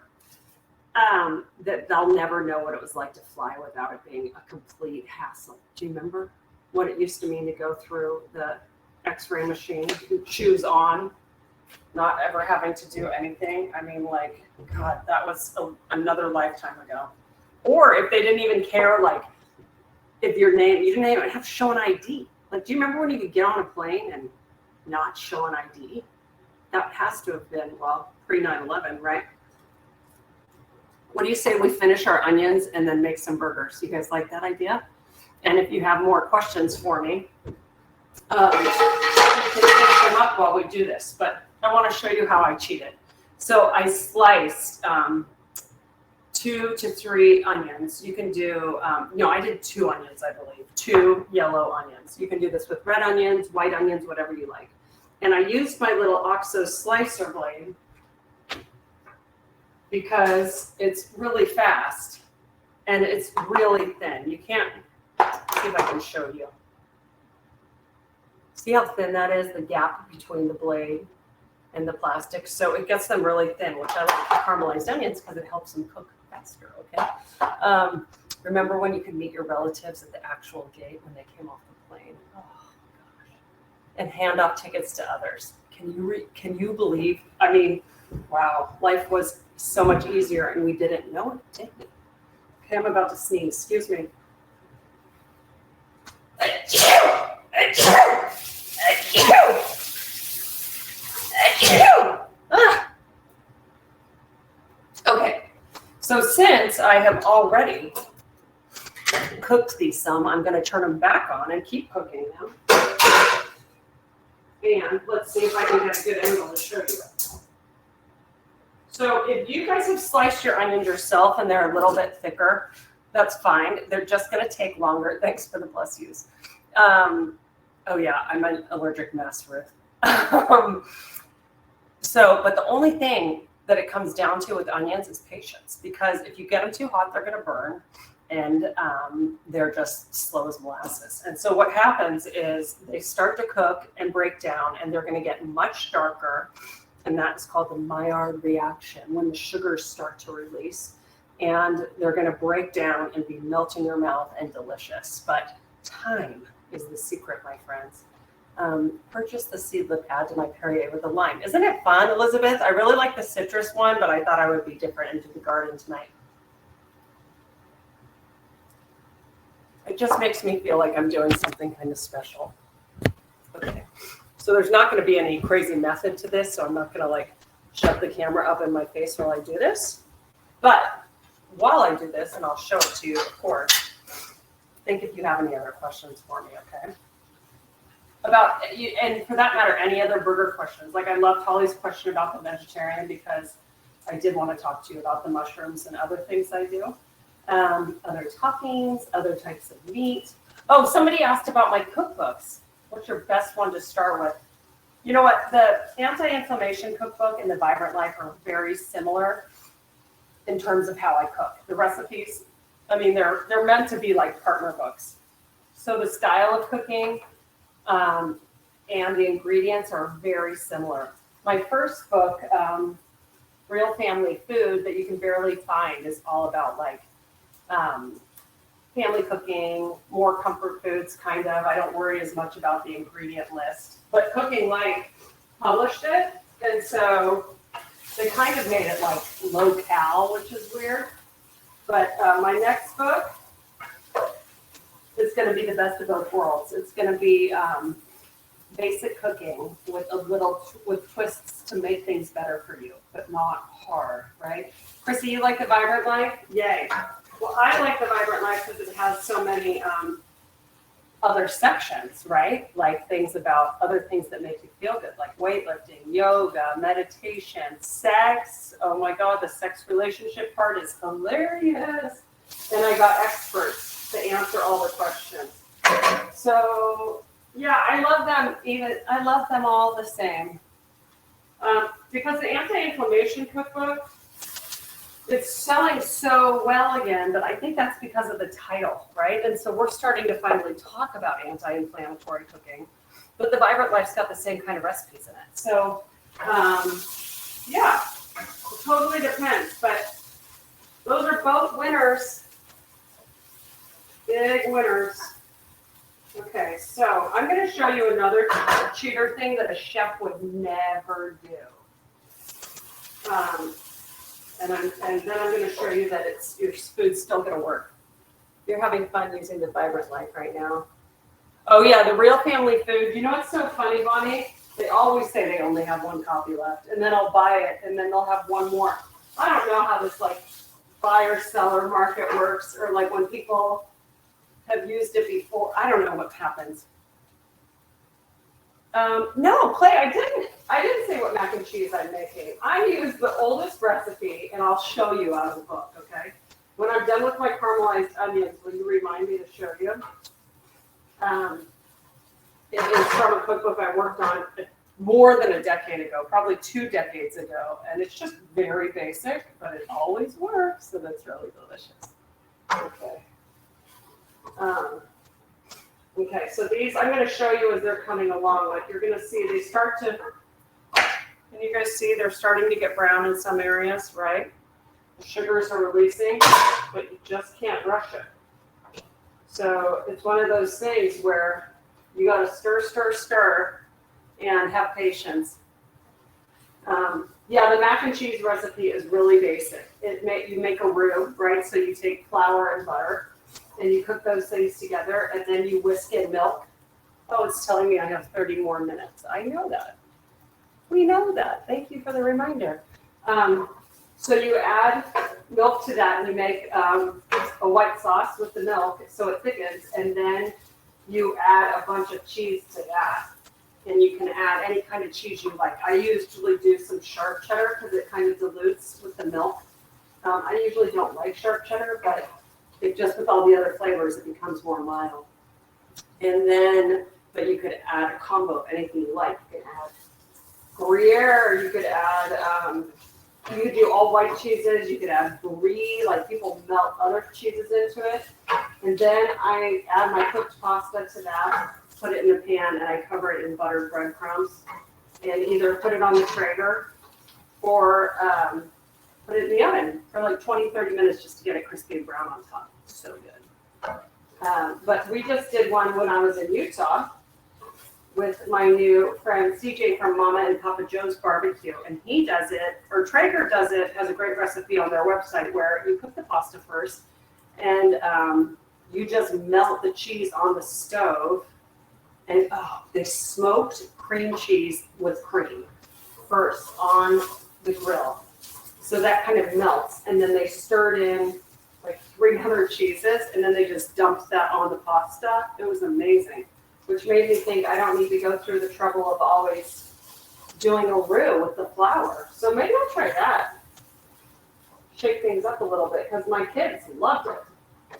Now that I think about it, they were with me and they ate it, and they said it was amazing. So maybe I'll try that one. I'll do the Traeger macaroni and cheese with the smoked cream cheese and cream. Pretty amazing, right? I think, Anne, I'm going to offer a Traeger class separately. Yes. So I'm going to be adding some more free classes to House of Haas just for fun here and there, and some other benefits to say thank you. But then I'm going to start selling other classes, and without giving too much away, well, I can tell you guys because you're members. I'm going to launch a 4-week course that is on meal planning, budgeting, and shopping, right? So it'll be an hour for 4 weeks in a row, and I'll launch one each week, and then that you just go and watch. It'll be pre-recorded, but then we're going to have a live Q&A once a week, right? So you can ask questions about it.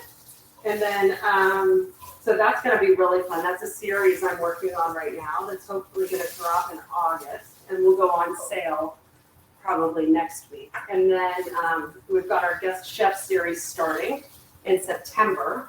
And then I'll probably do a Traeger class. I know some of you watched the Traeger class I did at the beginning just to see if you wanted to join House of Haas. I think I'm going to do a 2-hour Traeger class that talks more about kind of like the basics of grilling and working with fire in general. And then doing like a really crazy variety of recipes on there, from like a steak to roasted vegetables to a dessert, to show people the versatility of that grill. So yeah, it's gonna be fun. I know I'm seeing Chad Ward and Dan Patrick, and I know who's writing this right now. Yeah, it's a no-go there. You can suggest it again, but I don't think I don't think they're up for me doing it. But thank you, Michael. That is very nice of you. Yes, like some things in Traeger world are meant for certain people, and I think like Dan Patrick and Chad, first of all, they're great friends, but like I'm not a barbecue person, and it's not something that I would get assigned to there. You're welcome to just keep writing Traeger or telling them you think I should do it. Hilarious. I would totally love to. I'd actually love to do the Super Bowl next year. Okay, you guys, I'm just using my Vitamix crap. I'm going to use a splash of water to add to my onions because they're starting to burn on the bottom. Don't worry about it. People say, don't add any liquid. Add a little bit. And I'm deglazing the pan, right? So instead of letting it burn, I'm just getting all of that brown yumminess off the bottom before it turns to blackened yuckiness, right? So I just added a little splash. It's no big deal. You can tell. I'm going to get my burgers because we're going to start those in about 5 minutes, and we're going to be done right on time. Back to the healthy channel that we shared the cooking each week. Good for you. She'd make mac and cheese from the old Better Homes and Garden. Oh my God, that's amazing. And she'd add tomatoes, roux. What type of pan do you grill the onions on? Oh, Holly Jean, are you talking about these caramelized ones I'm doing right now? You'll notice this is my Heston Nano Bond Essential Pan. You can do them in a non-stick pan if you want. People think that you can't get good caramelization in a non-stick pan. It's not true. It's just not true. Snobby chefs will only use stainless to do things like this, but I can absolutely get caramelization on a non-stick pan or a cast iron pan, okay? In fact, you know what I'm going to do? I'm going to move these to the back burner, and I'm going to start heating up a pan to make our burgers, okay? Oh, good, Holly. I'm glad. Holly, all you want is something that's deep enough to be able to stir really well, right? So that if they come up on the side. So something like a saute pan, an omelet pan, or a skillet doesn't have high enough sides. I'm really glad you asked that question. And I like this pan because of the gradually sloped sides, so it's really easy to stir, you know? Let me show you guys what they look like right now, but they're not there yet. See, they're getting there, but they're going to be dark. Okay, then let's turn this one down. Let's get this going. Now, cast iron enamel takes a while to heat up. It is so heavy, slow conductor of heat, but people like it because it conducts heat evenly. So it's going to be great for our burgers indoors. And if you wanted to use a grill pan so you can get the ridge marks, you can. And what happens when you use a grill pan is the fat falls down a little bit and you get kind of that smokiness. And so that's what gives it the grilled burger flavor indoors. Kind of fun, huh? Your thoughts on adding an alkylating agent to some foods to help with browning? I do it for chicken wings when smoking them at lower heat. What do you end up using for that? Sometimes I'll do sugar, which you can certainly do in these. A pinch of sugar in your onions is great.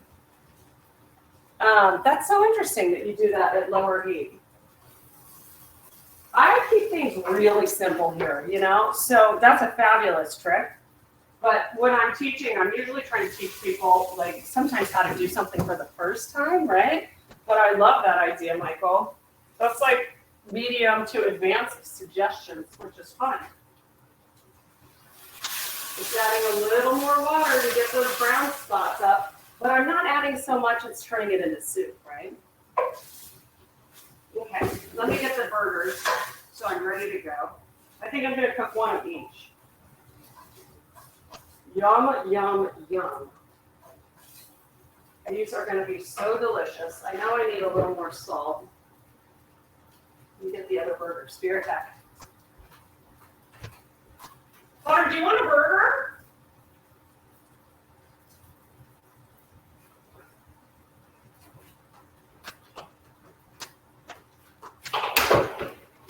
Okay. So they're getting close, you guys, but it's just about patience. I'm definitely medium. You're medium to advanced. You're probably advanced, Michael. I'd call you advanced. Or that you're just into science and chemistry, right? Because you ask a lot of questions about things that people probably never tried at home. But it's like, I'm thinking of Walter White. Isn't that horrible in Breaking Bad? But it's like you enjoy the science of cooking, it sounds like.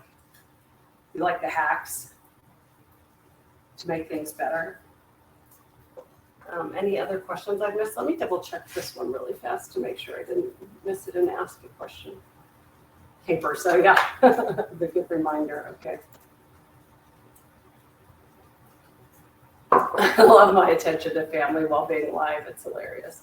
Well, I have one son here, and if you live in California or Utah, I guess it's a Western thing. Hold on one second, this screen is in my way. Raising Cane's fried chicken, you know, my kids have been on like a fried chicken taste test this summer. We've only been to 2 places, but it just opened in Oakland today, and people slept there overnight to go try it, like crazy fans. And so he was going to go get it tonight, starting his birthday celebration early, but I don't know if they're going, so I might make them burgers too. Cane's is the best. Chrissy, do you have it in Vegas? Yeah, we went to in Utah. And I can't eat any of it because of gluten, so I got a huge lemonade.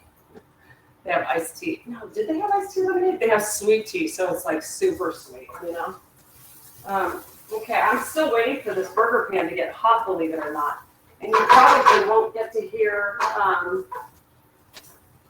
you're not going to be able to hear me very well while I'm cooking the burgers because I'm going to have the vent on, okay? You miss it since going gluten-free. I know, but Miles, have you been to, is it All-Star? Something Star Chicken. It's here in the Bay Area. I'm forgetting the name of it. Gosh darn it. I'll think of it. I'll share it with you. But it was pretty flippin' good. The chicken was really good. And I got it on a salad, which was yummy. Okay, so these are getting close. So you're probably just going to be staring at me while I finish these last things, okay? Oh my gosh, Kirsten, Michael would like the Food Lab if he hasn't already read it. super geek out session, you know? Okay, I'm gonna try to turn this way. Let's see what happens when let's do that a little bit, okay? How's that? It's gonna get loud. I'm gonna deglaze my pan a little bit more. Thanks, love Kenji. Oh, yeah. I forgot that.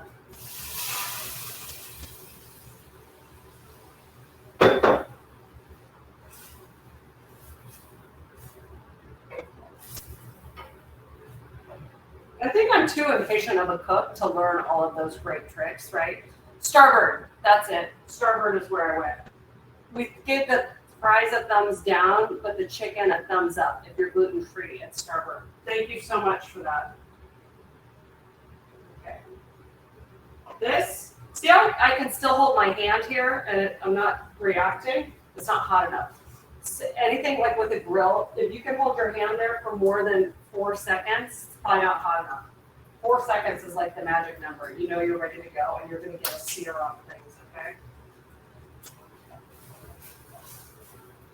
I love it, but it's kind of coming down to the end here. That's hilarious. 6:42, I'm going to finish just in the nick of time again. I always do this.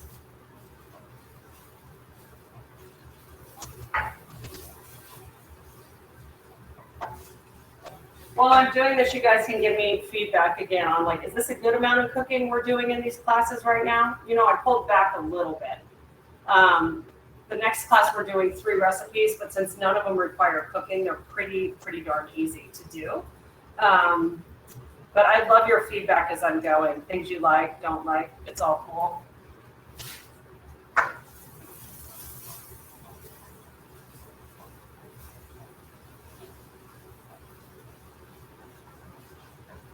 A little more water. Okay, I'm gonna put a little bit of oil in the pan for the burgers. Just a little bit.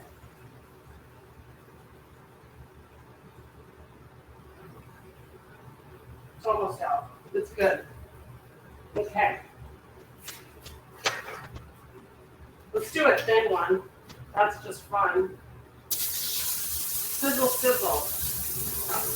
And then turkey. We're going to make it a little bit thinner.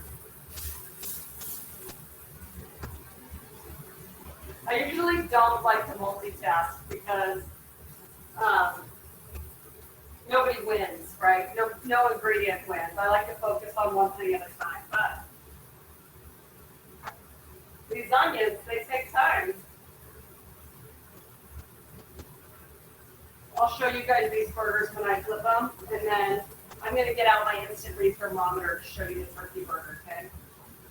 You ever freeze caramelized onions? No, but I should. You can put them in an ice cube tray, Kasha.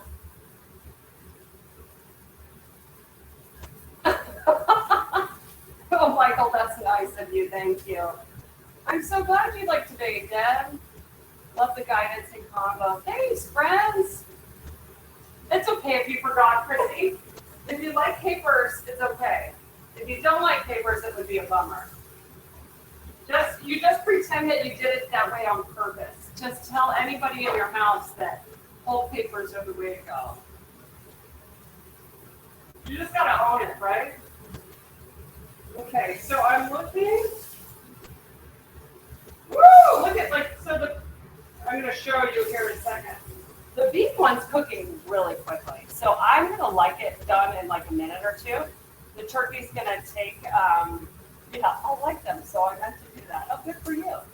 You really did. No, you didn't, but I like it. You're going with it. You're owning it. Okay. Look at it. The onions are so close, but I usually do try to rush them, and then they come out less evenly cooked. Or I'll walk away and accidentally burn them. If you just did I just put my hand on burning hot meat? Maybe. Did I? Maybe. I don't think I did. You guys are going to see what I mean with these turkey burgers. And then I'm going to tell you should usually probably do them in a pan because it can make it browner than on the grill. It's hilarious.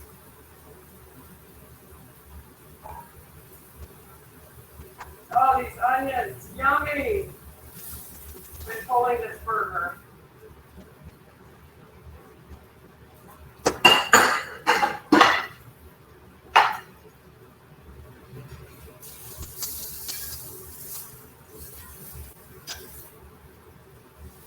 Definitely not ready, the turkey one.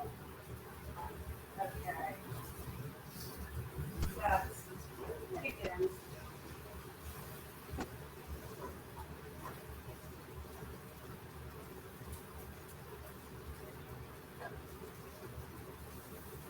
Yum, yum, yum.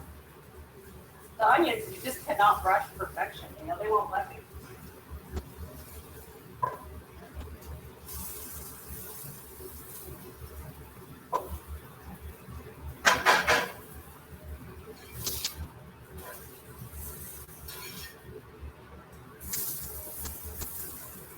Turkey burgers are pressing my luck, man. They're going to be ready in like 3 or 4 minutes. They just like to go right down to the wire.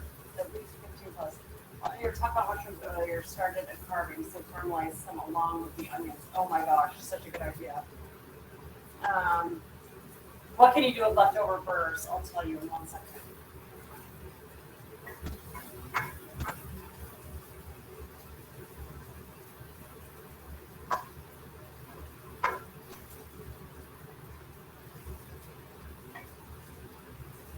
Adding a pinch of sugar to these onions, like Michael was talking about, to speed it up would be a great idea.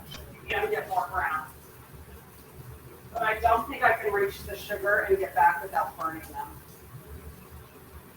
Caramelized onions in a crock pot doesn't work. That's a great idea. Do you do them on like 200?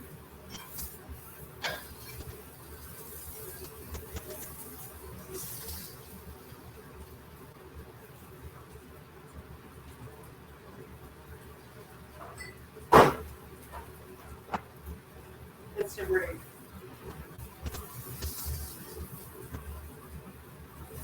Boom.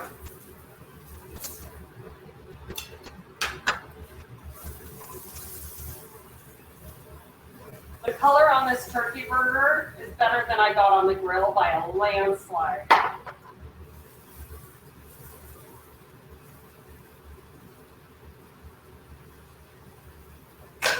Let me taste these onions and see what I think.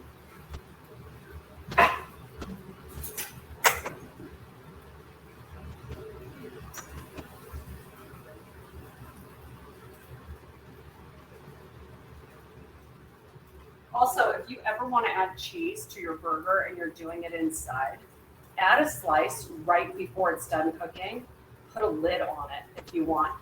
You can even put a splash of water in the bottom of the pan and it'll just steam the cheese on there in like 30 seconds and make it all gooey and melty. It's so good. I want to see on the burger, this is probably more than like 125, 130, and now it's probably cooled down. On the turkey, I'm looking for 160, 165, which it just hit.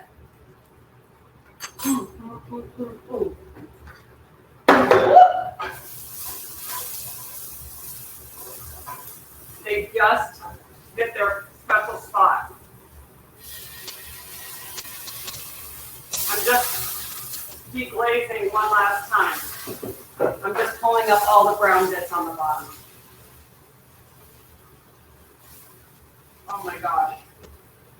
You guys. Check them out. Can you see how dark they're getting? Gosh darn it, the light's not very good. That's what I'm talking about. So when you eat them, they should be like melt in your mouth, right? You shouldn't have any bite to them whatsoever. So it's subjective in that like you can cook them until you think they taste good, but when they get this dark, I am beyond happy. Okay, so let's put those in something, and then let's top our burgers. And let me move the camera back and show you what I've got, okay? So I'm not even gonna bother wrapping them in lettuce or buns right now. You certainly can. I usually like if I could eat it, I love brioche buns, and they sell them everywhere now. So I used those for the beef burgers the other night. Turkey, I mean, you can use any kind of bun that you guys like for these. Since I don't eat gluten, I usually just wrap them in either leaf lettuce works really well, actually. Iceberg lettuce works well.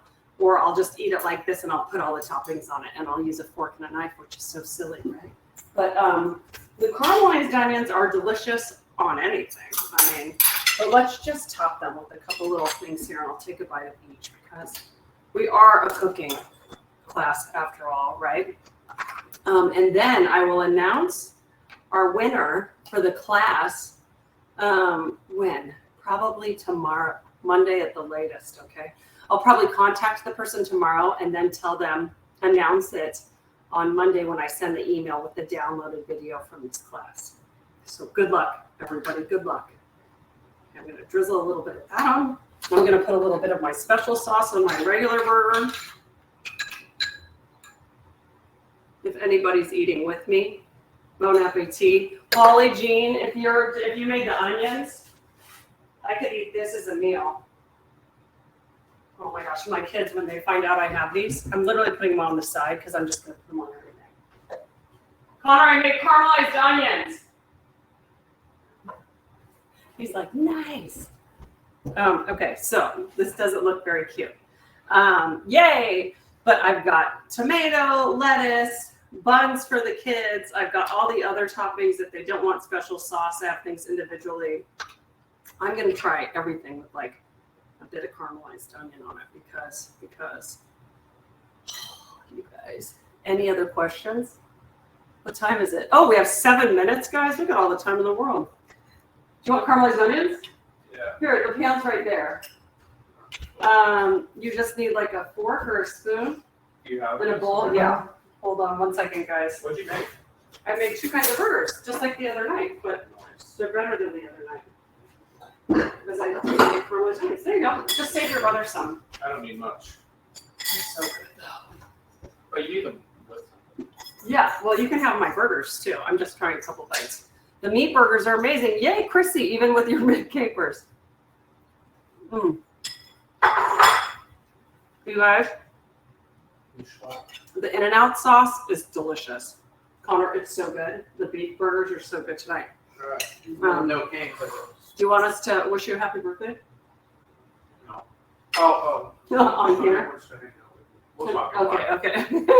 Hilarious. I don't need much. Literally words I've never uttered. They heard you say that, Connor. Love the chicken burgers with the special sauce. Hooray! My friend Christy says, happy birthday, Connor. Everybody says happy birthday.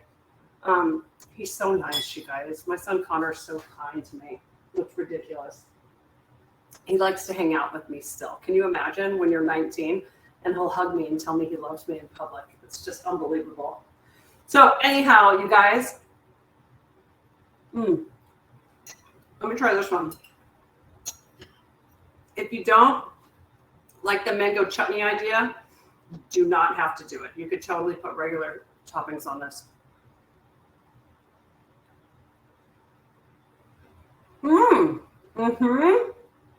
Lori. I hope I raised him right. I don't know, you guys. I know that is funny, Jenny. Jenny, is your daughter down here right now? It's so funny. Yeah, he totally will hang with me and say he loves me. His brother, no, not even. Would you put your green goddess sauce on the turkey burger? Holly Jean, Zap, that's the best idea I've ever heard from you. That's not really true because I've known you for so long, but yes, you absolutely could. Great idea.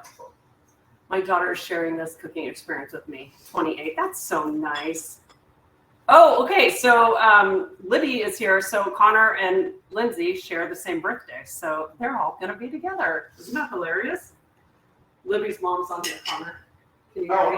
Hi. He goes, oh, hi. Yes, so that's going to be interesting. A bunch of 19-year-olds celebrating 2 birthdays, but really Lindsay, right? And then her mom's birthday next week. Okay, So what else do we need to talk about in these last few minutes that we have, you guys? I think both of these are winners. The turkey burger actually is totally juicy enough. I would leave it thicker like this, okay? Don't try to make it too thin. And cook it, what was that, maybe 6 minutes I did, just until it hit 160. And then I let it sit. Yes, this is my Hedley and Bennett apron that they did with Traeger. With Borders Against Breast Cancer. I love this apron so much. So amazing. Like snow borders. Borders for breast cancer, not Borders Against Breast Cancer. Oh my God, you guys, help me. I can't wait to cook with you a week from Saturday, or fake cook with you, since you don't need your stove to do any of the recipes. Stay tuned for signups for my next classes. What are you laughing about? What? Oh, I thought he was making fun of me. He's watching something on his phone.